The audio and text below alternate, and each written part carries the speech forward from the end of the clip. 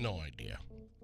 No idea how today's gonna go, but I'm gonna wing it.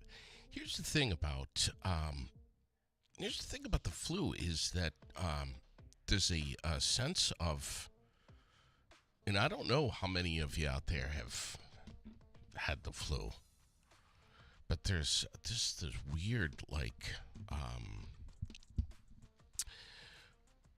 for lack of a better term, some like fogginess where it just, I don't know, kind of like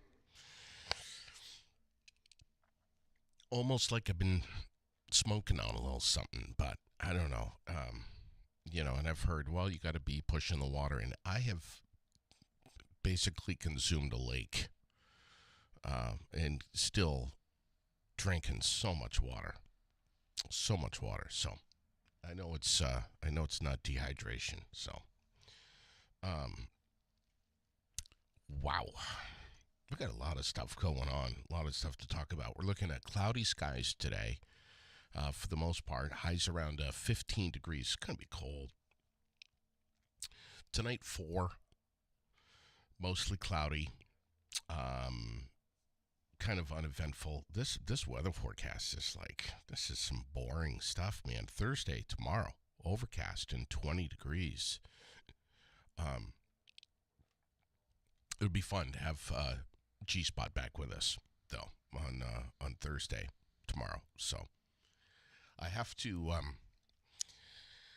I'll be honest with you. I was driving in this morning, and I'm thinking to myself, G's not going to be with you this morning, so you're not going to laugh, which is good because I'm having a very difficult time laughing because basically, from all of the coughing that I've been doing over the last week or so, feels like all my ribs are busted. Just really, I mean, intense coughing. So, anyway, whole front of me just feels like I was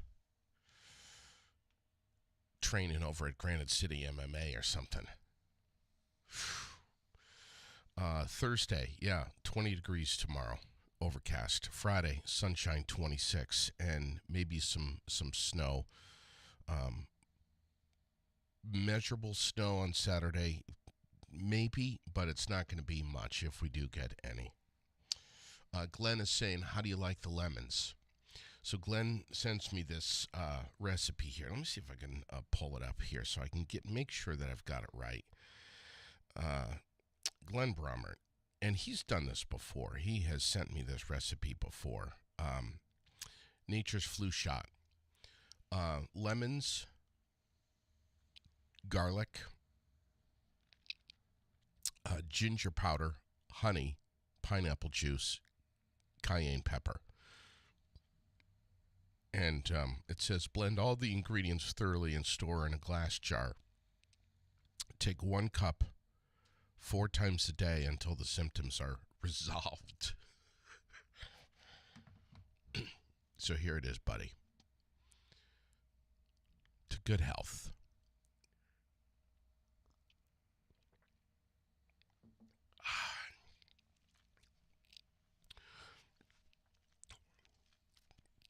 Who needs coffee every day when you can have that? Gang Wellness Wednesday is today from Washington County Mental Health.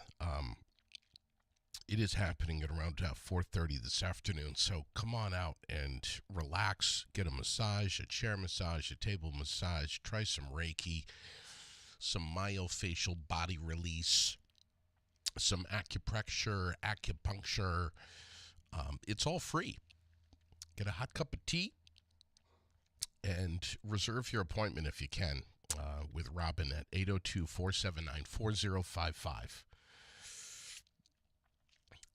Do that in advance, okay, so that they can kind of space things out. But all these services, all of these practitioners that do this with Washington County Mental Health over at the Well Space building on Summer Street, they do this for free on Wednesdays, just to give you a little a taste test of everything that they offer. So get over there. And again, it's free. 4:30 until 7 o'clock tonight upstairs at the Well Space Building at 23 Summer Street.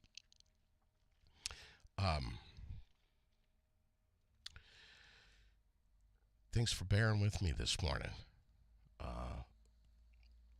It's very good.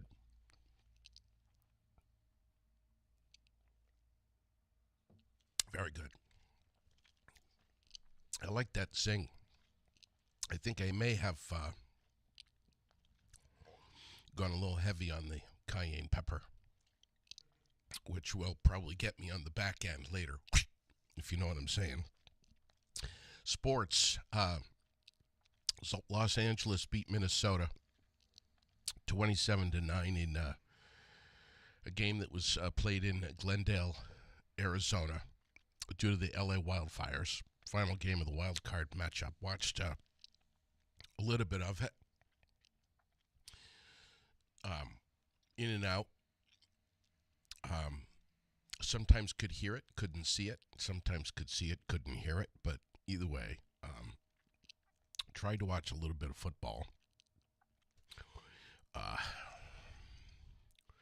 Wait till you go later. Bring a fire extinguisher to the bathroom.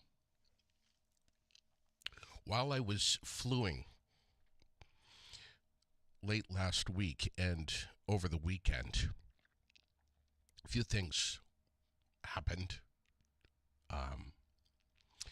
And I'm trying to get caught up with some of the things here, but I know Vermont's legislative committee began to take shape. Governor Scott gave his inaugural speech addressing Vermont's affordability crisis. I missed all that. I haven't heard it. Slept for a couple of days straight. But the education funding formula issue headlined the big session yesterday afternoon, apparently. This week is going to be spent talking with the state's tax commissioner, education secretary, and a few others regarding all of this super exciting and fun subject matter. Vermont's health department and the city of Burlington delivered some exciting updates on the overdose prevention center yesterday afternoon. The update? They have no timeline whatsoever. That's it. As I was saying last week here on Aired Out, the U.S. Department of Housing and Urban Development set aside $12 billion in disaster recovery funds to be spread out across 24 states and territories, including Vermont. Vermont's going to get a $68 million piece of the pie for flood recovery from the floods at 23 and 24. How exactly that $68 million is going to be divvied up across Vermont, nobody knows. Not yet, anyway. Nate Formulari, the Deputy Commissioner for Vermont's Department of Housing and Community Development, says that this $68 million check from the government is just a supplement and will not solve the greater housing issues in Vermont. I was reading this yesterday on I think it was CAX, and I thought that was some interesting comments from Nate. One can only wonder how much of it will actually fund affordable housing projects in the state, and how much of it is going to go into the pockets of those who are content just living off the state and have been for many years. Let's hope that most of it's going to actually help real Vermonters rebuild their lives and towns rebuild their infrastructure enough to withstand the next flood. Oh, and yes, there will be the next flood.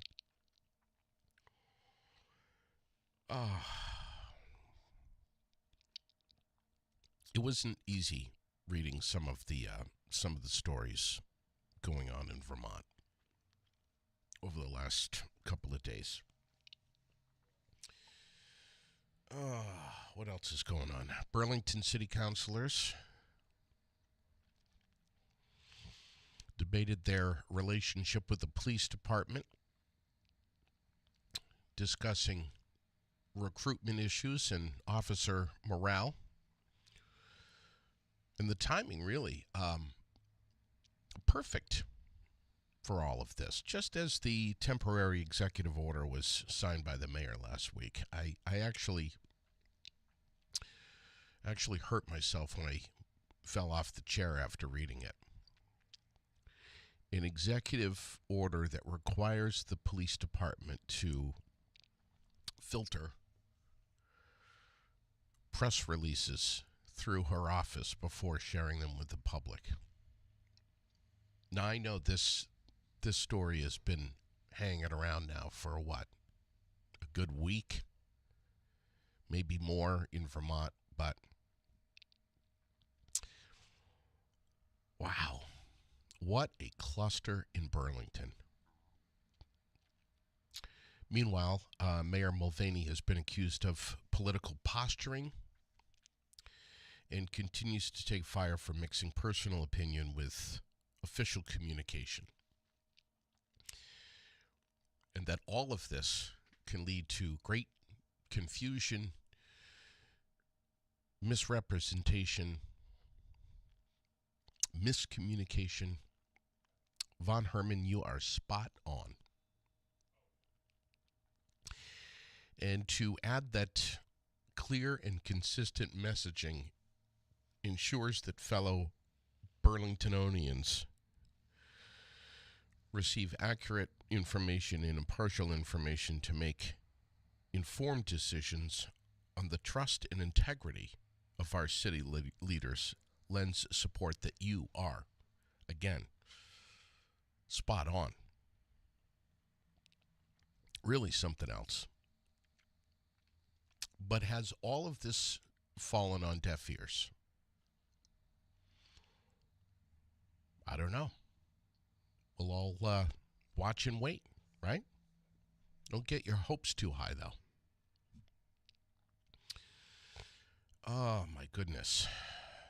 WCAX and PTZ report that the executive order was prompted by information that the police department shared about a repeat offender in a press release back in December. The order, again, which is temporary, not sure I understand that, is going to remain in effect until city leaders can establish a new press release policy.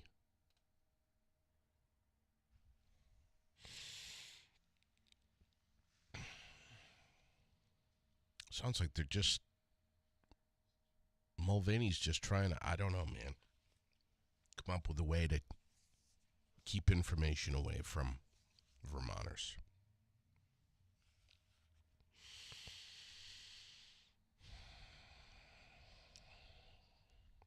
This Patrick Ibbotson story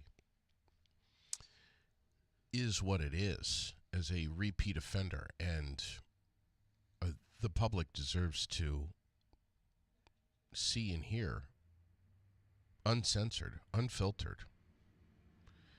information from the police department, which I would think would have a pretty good level of discerning what information should be put out to the public and what shouldn't. That the police department has the level of professionalism and capacity to make a decision on what they write and what information they disseminate to the general public, I would think. But if I was, I don't know,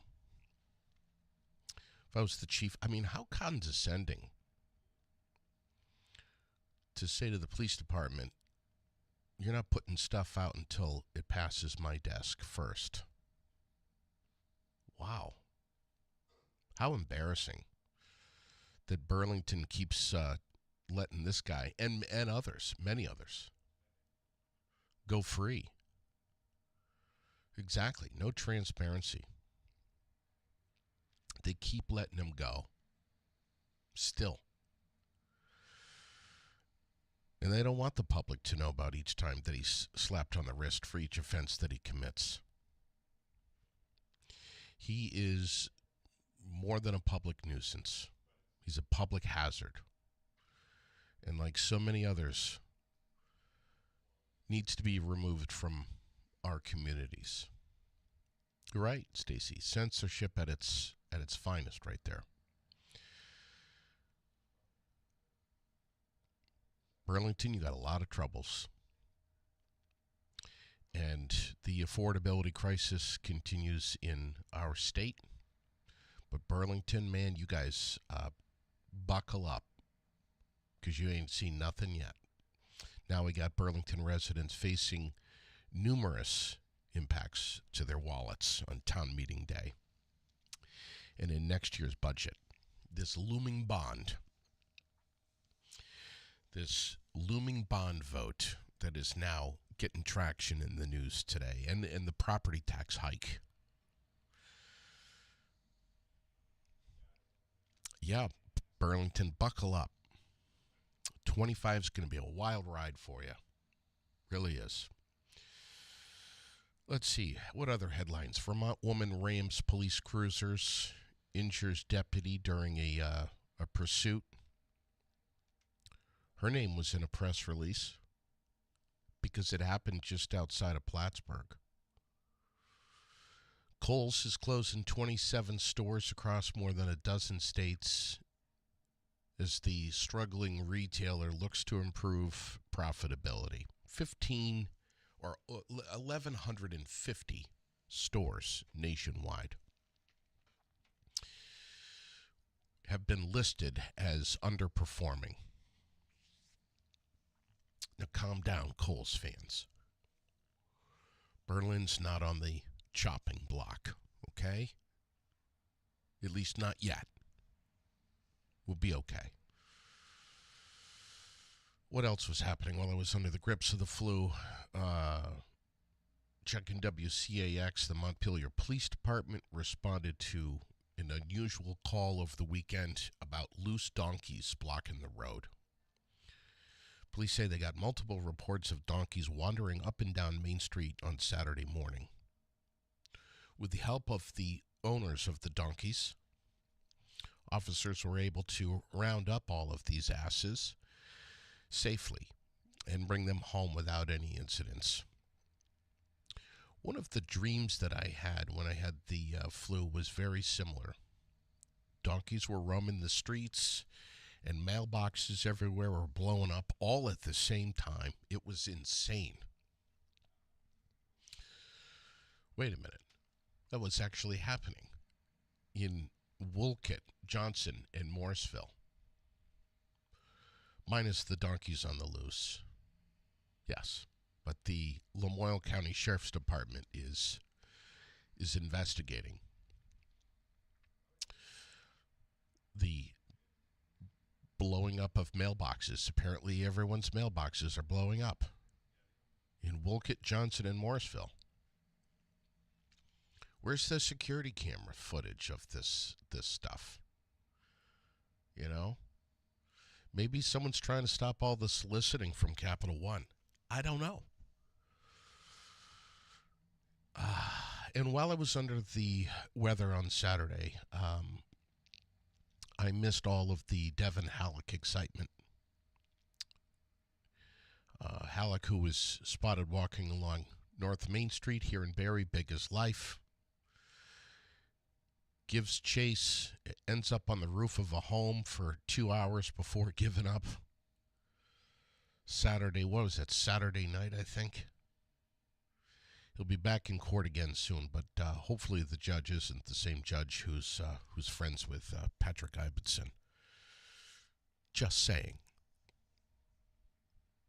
cluster. Barrie City Police hosted a public forum about what's going on in our city at the Barrie Auditorium. I would have loved to have been there. Were you? Is there video of it anywhere? I'm sure there is. I just haven't been up for it for noticing, but I will if it does exist anywhere. Was Carlos Perez and his so-called pregnant girlfriend harassing and threatening people in parking lots, was that brought up? I wonder.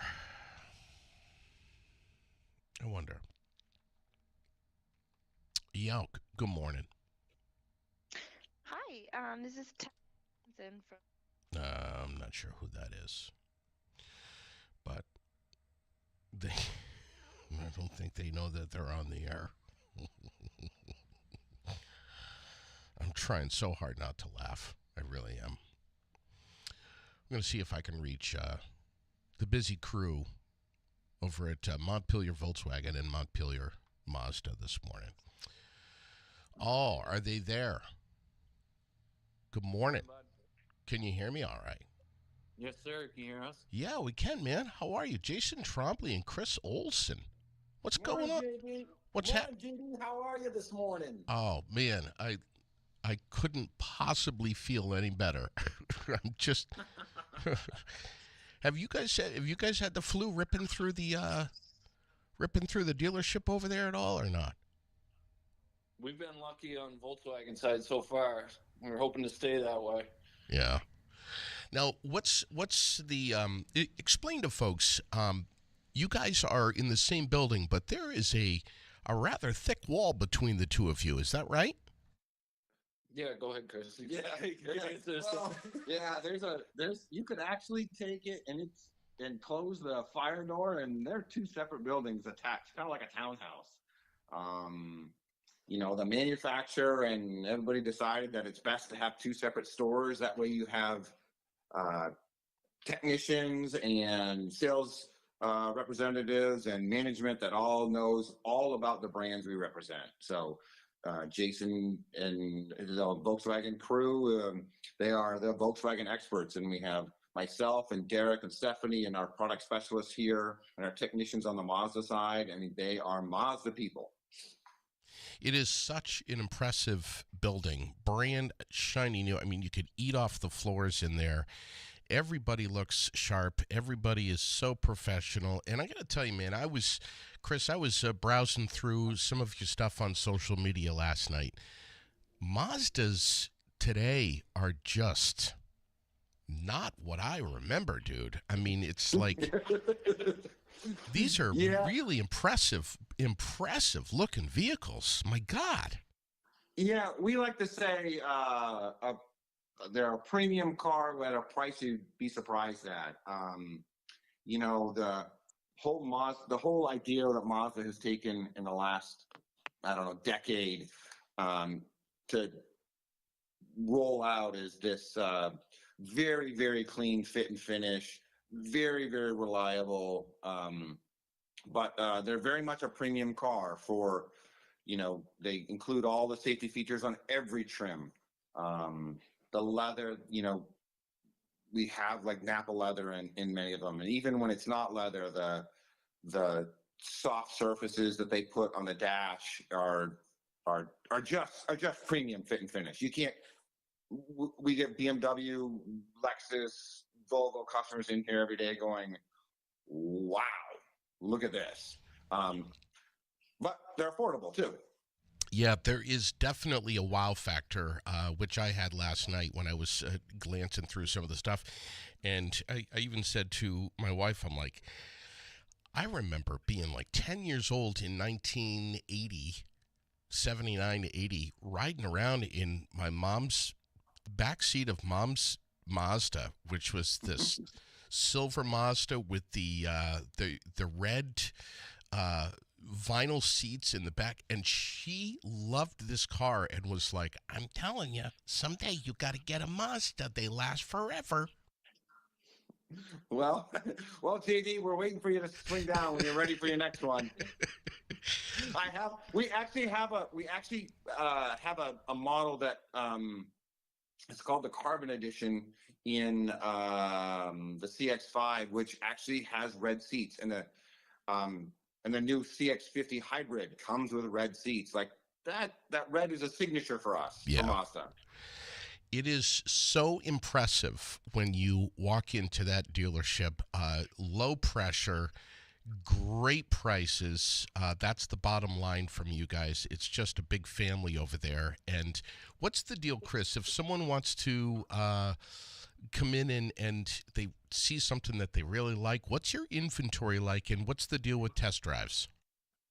So our inventory, we have just about anything you could want. That Mazda offers, and then we have 100 here, plus another 45 that are coming on the way, and then we actually can pool with another 300 cars almost at our sister store.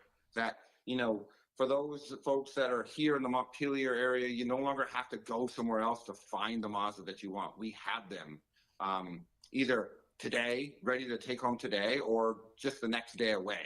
And test drives, look, just come in and drive it. Like we very much, the Mazda, we have a very, very no pressure, non-commissioned salespeople over here. And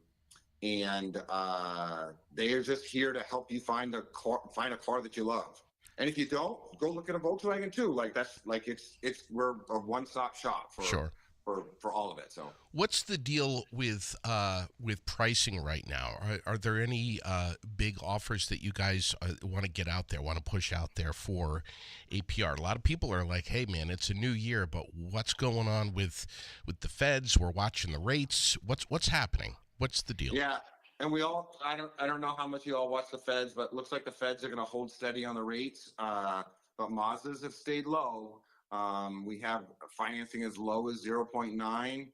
I have a couple 2024s left over as well in our CX-90, which is a beautiful 3-row vehicle. It's super. I should have had this right on the tip of my tongue.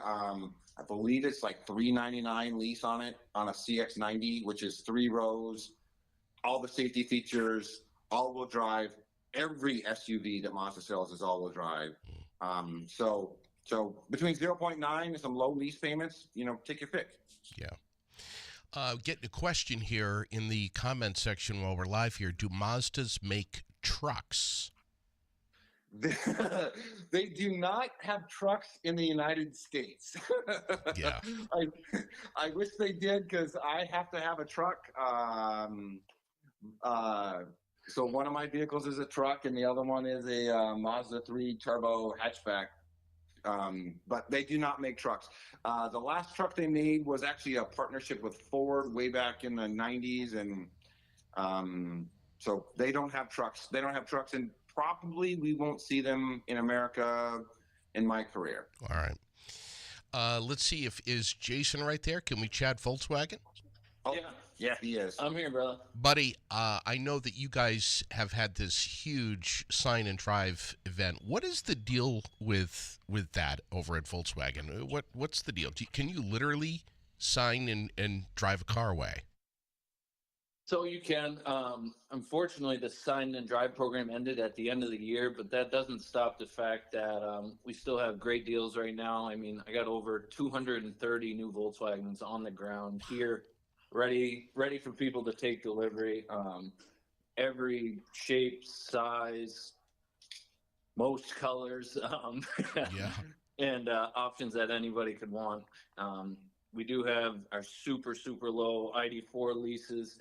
Volkswagen really came out of the gates in 2025, really trying to push the ID4 back to the market. And I don't know if you've seen it, but I mean, we have lease deals as low as $69 a month with no money down on an ID4. I mean, and it's no fluff. It's no, you get in here and you have to qualify for 14 different things. And then all of a sudden your lease payment's $500 a month. That just doesn't happen.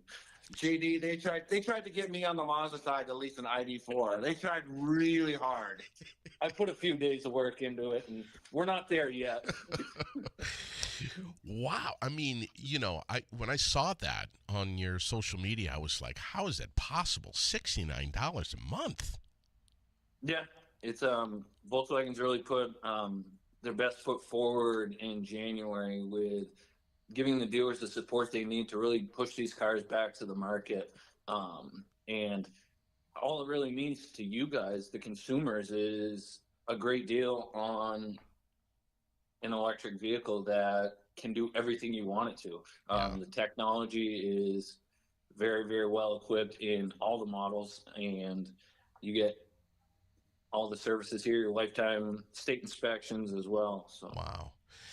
I got to tell you guys, kudos to Cam, your social media guy. He's doing such a great job. I mean, when someone comes in there and they purchase a vehicle from either one of you, they are just all smiles, and Cam is capturing that. And one of them I saw was someone had this young guy had just purchased the all new 2025 VW ID Buzz, and oh my God, man, talk about a buzz. There is a buzz on that thing. Damn. Yeah, no pun intended. There's a big buzz of that.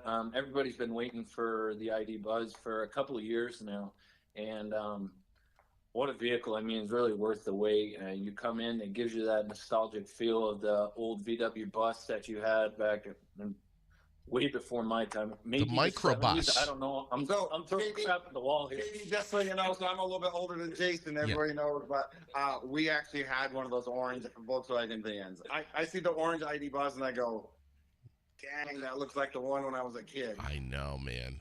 We're talking 72, right? Ish. Yep. 76. Yeah, so the all-wheel drive one with all the goodies in it. You're gonna be around 72, but that's before any discounts. And Volkswagen's really put a good step forward in not just rolling out a car and putting no incentive behind it. They want this car to get out to market. They want people to have it. I mean, and they've given us the support to.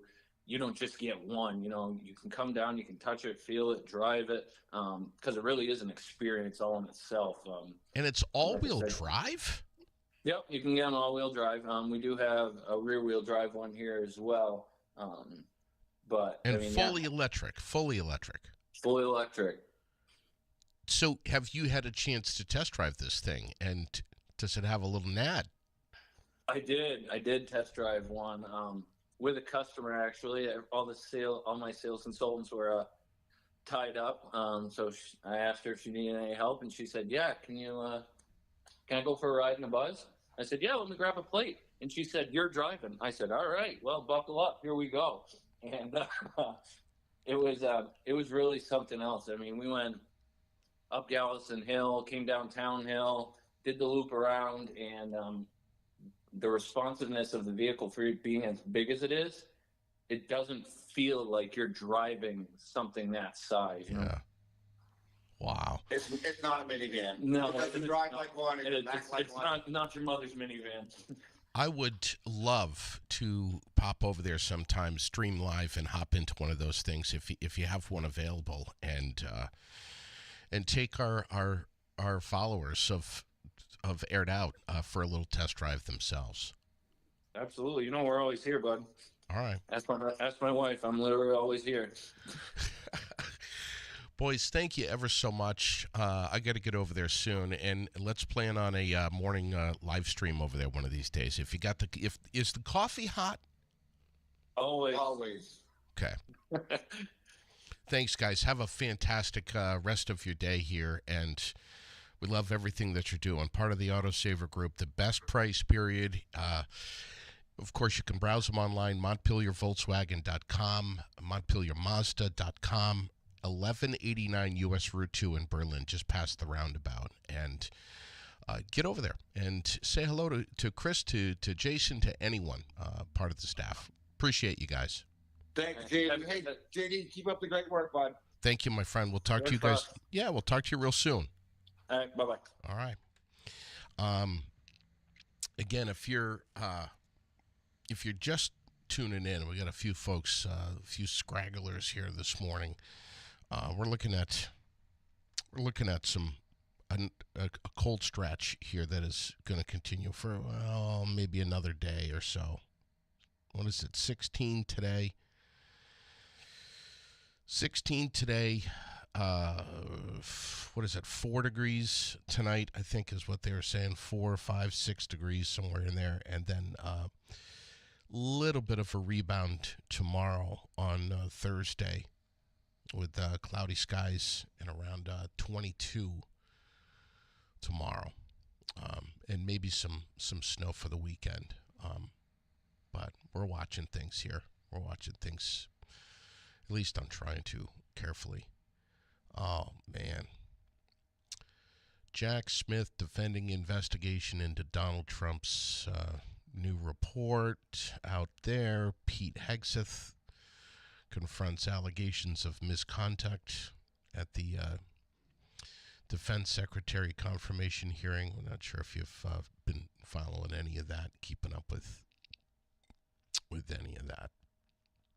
Incredible. Really is.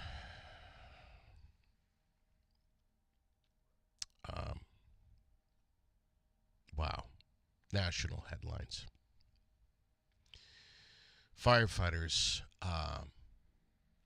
facing challenging conditions with powerful winds forecasted over the next 24 hours that could reignite some fires and some extreme fire behavior, sparking new infernos. I don't know if you saw the video that I posted last night of this tornado of fire. I mean, it was just unbelievable. National Weather Service, again, reading this morning, they are issuing particularly dangerous situation red flag warnings for Los Angeles area, advising of more high winds that could be causing fires to intensify through tomorrow. This Palisades fire has burned over 23,000 acres, and the last I checked was only about 14% contained.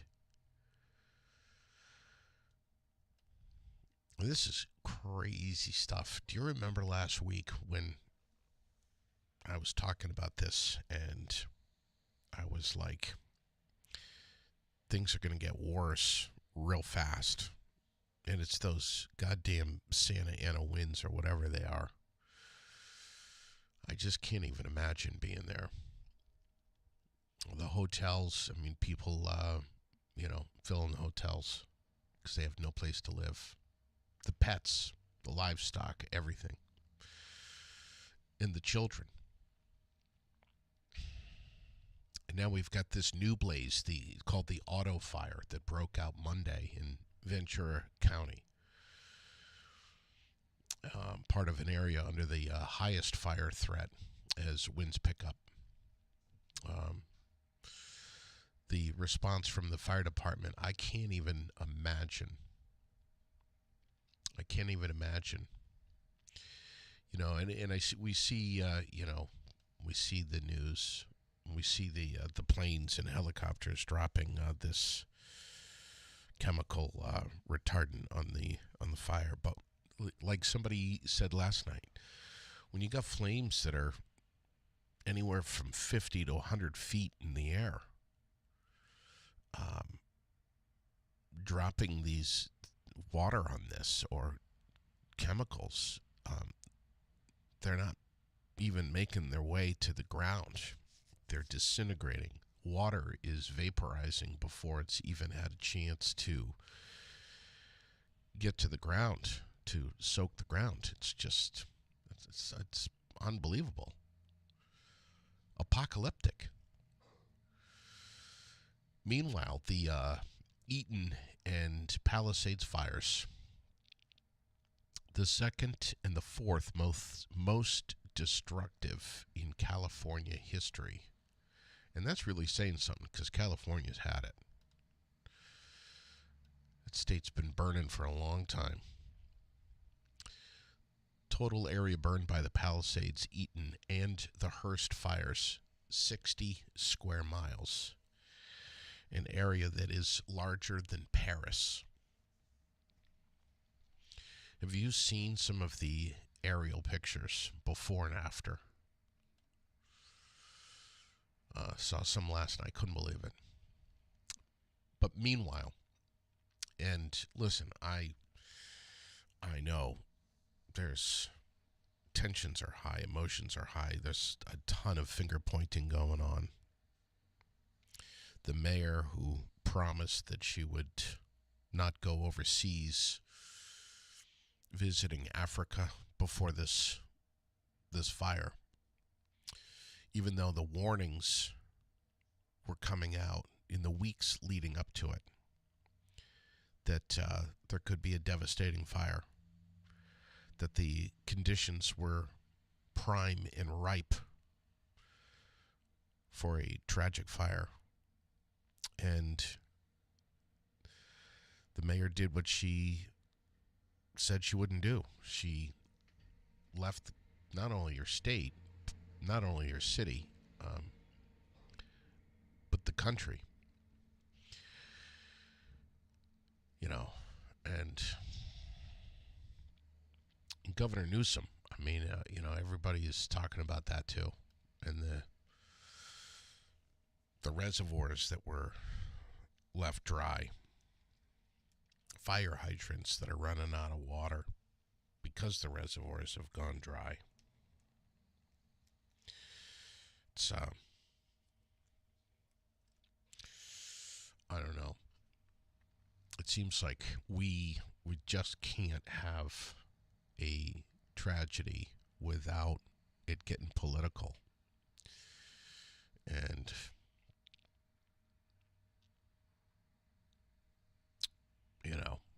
finger pointing. I mean, even the extreme left is really unhappy with the governor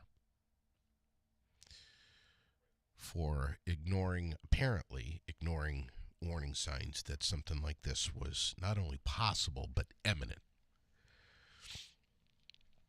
Meanwhile, Hollywood debating whether the Grammy Awards should proceed as planned on February 2nd. I mean, after all, the nomination announcements have respectfully been pushed to January 3rd, or January 23rd, I should say. How dare those wildfires interrupt the voting process for the Academy Awards? Disgusting. And I know they're going to put this spin on it with, if we have the awards, we'll make it into a telethon for support. How about just use the network for the telethon fundraising efforts and do away with the awards? Or put them off for a couple of months or more. My God. So disappointing. Almost as much as the Biden administration putting effort into creating new rules on exporting AI chips during all of this.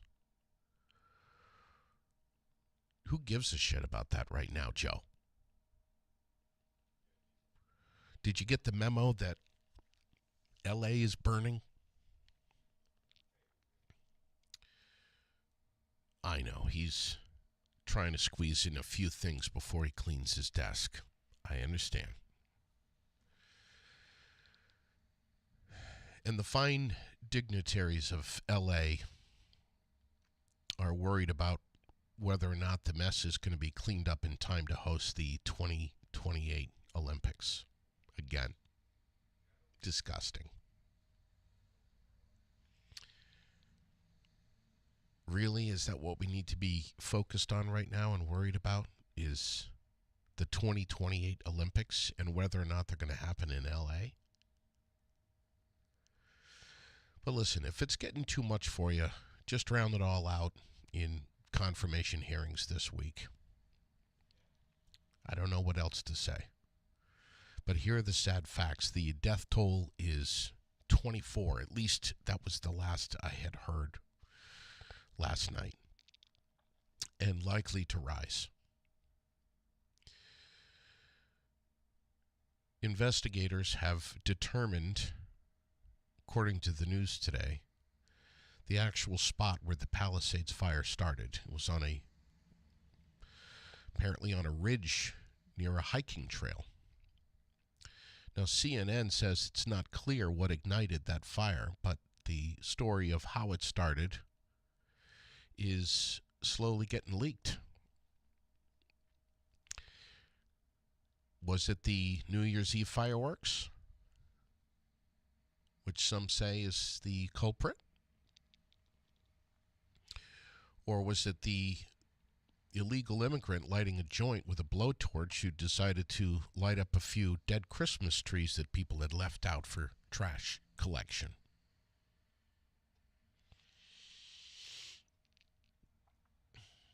And it wasn't just rich Hollywood stars who lost everything. This fire's ripping through all kinds of neighborhoods. Middle class, upper class. Story about this man and his son who were both in wheelchairs, who called for help in trying to get some assistance evacuating the Eaton fire, and they both died in that blaze. How sad. Family wants answers. I think there's a lot of people that want a lot of answers, and that's just one. That's just one of so many stories. But victims of the fires should channel their anger into support for the environment. So says Patty Davis. Did you read that one? I did. Regardless of all of the finger pointing from all political sides happening right now, the nation is praying, or at least we should be, for all those affected by this tragedy in Los Angeles.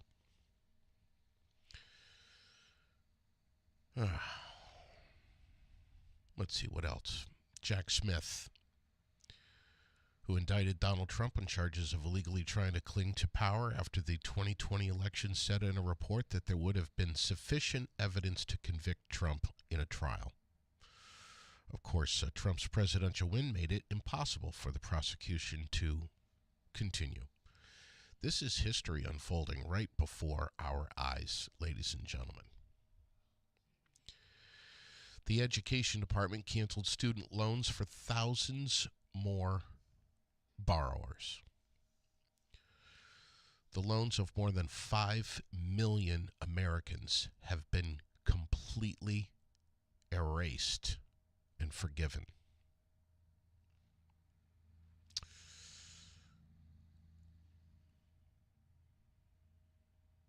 Wow. Carrie Underwood is going to perform at Trump's inauguration. Does Trump even know who Carrie Underwood is, really? I wonder. Elon Musk expected to be using office space in the White House complex to keep him close to Trump as he builds his Department of Government Efficiency. Wonder if we'll get an inside look of what that office is going to look like. Israel and Hamas in world news, said to be close to an agreement for a ceasefire in Gaza, along with the release of around 33 hostages. During the first phase of the agreement, Hamas and its allies still hold 94 of the 251 hostages taken from Israel. 251, including at least 34 whom are dead. This all according to Israeli government. Ukraine striking Russian regions with a major drone and missile attack overnight, damaging at least 2 factories and forcing schools to close in a major southern Russian city. Those are just 2 of many headlines going on in the world. I don't know what to tell you anymore.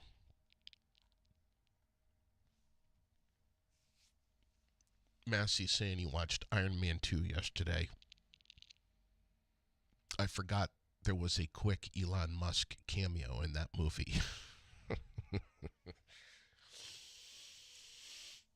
I was thinking that Massey was going to say that I look like Iron Man, but he didn't. It's okay. We're always live. We're always local, always never edited, and heard on Facebook and YouTube, right here from North Main Street in Barrie, from Fly on the Wall Productions. Gonna cough.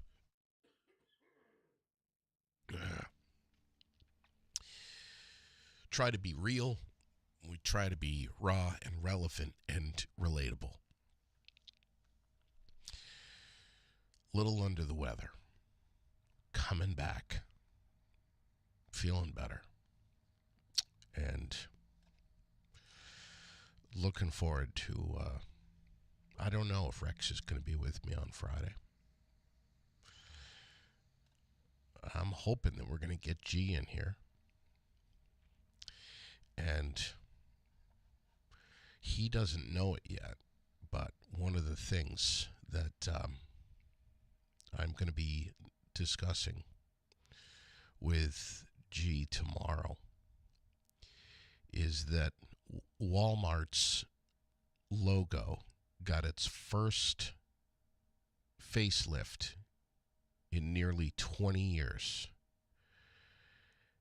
The new logo, redesigned logo, inspired by founder Sam Walton's old trucker hat. Tomorrow, I am going to bring this up with G, and I'm going to show you this new Walmart logo. And I'm going to try so hard not to laugh. I might even have to take a little something so that I don't laugh tomorrow. I don't know what I'm going to do. But we'll have some fun, I promise you. Dwayne, make sure you're listening tomorrow morning. You tuned in. Penny, good morning. Glenn, top of it to you. And Rebecca, last night we watched the Barrie City Council meeting from January 13th. I would have attended it, or I would have attended if it was published and advertised.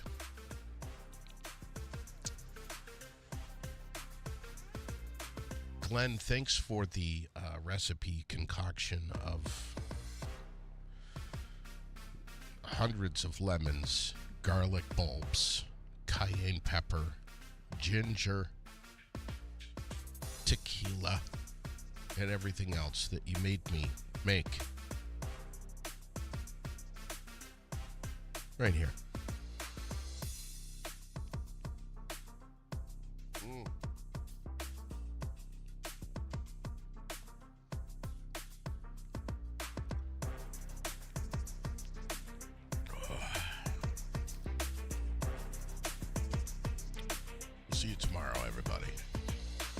God willing.